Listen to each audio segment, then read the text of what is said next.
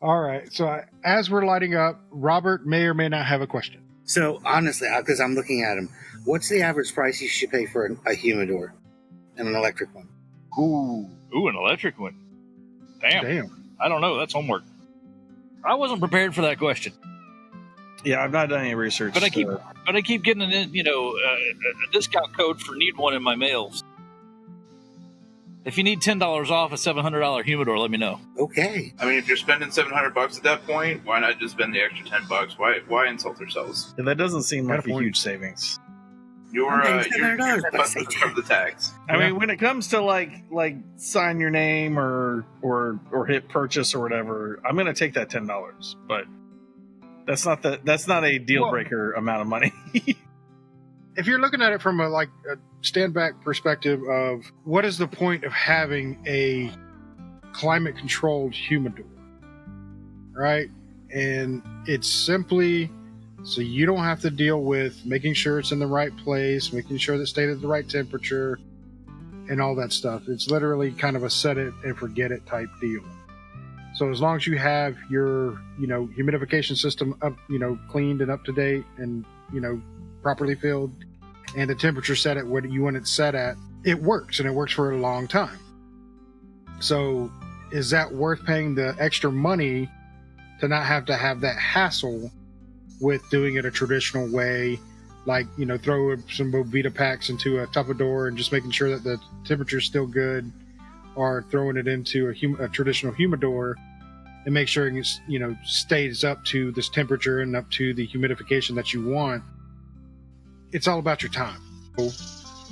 That being said, if you're talking about what is a good value on a humidification system, I can almost guarantee you there's not really a big difference between, Humidor A over here that's, $400 and the next one that's $500.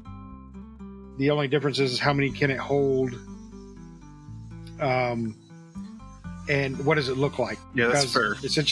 Essentially they're all mini fridges anyway, unless you're getting the giant ones that are for, for me, I would say I would keep those for commercial use. I don't see a use in that for your home that's the size of an actual refrigerator. Unless you're Rick Rodriguez and you have Yes, unless you have a mountain of cigars, that would be really good. But even then, he has a room full of them. Therefore, he needs to do the entire room, just turn the whole thing into a humidor. He wouldn't need one of these systems.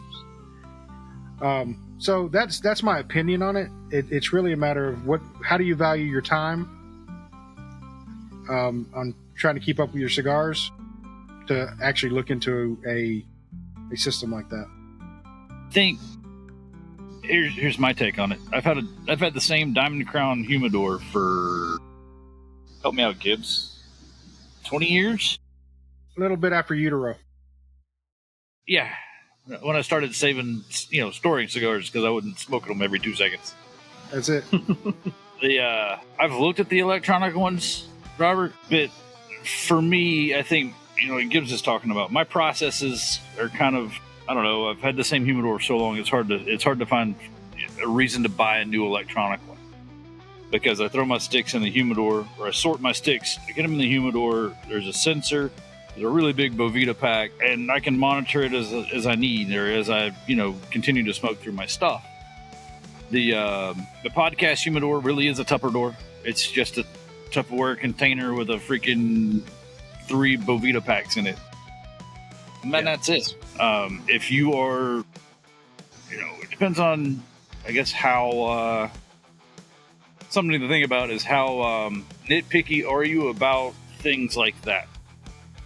Are you going to be a guy that constantly checks temperature and humidity every day and is making little bitty changes to see, or are you looking to just throw shit in something and let it take care of it until you realize that, oh, hey, I need to change this, or I need to add water, or I need a reminder to add water, or replace my Bovitas, packs. I spent $300, $400 on my humidor. I don't feel like I need to spend that again. Plus, it's pretty.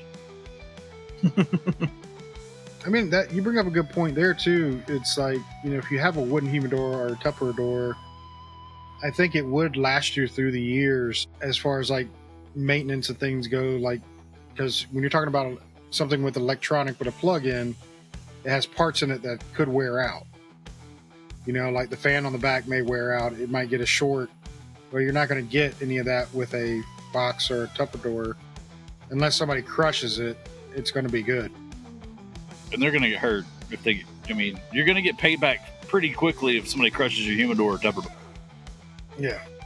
At least in my house. So, but let's ask somebody who, Graham, doesn't yours do temperature? It has a temperature gauge on it, but it doesn't maintain it or anything like that. It's got Oh, it a doesn't do convenient temperature gauge, and but I mean, it's Velveeta packs and those little like strips, you know, doing the work.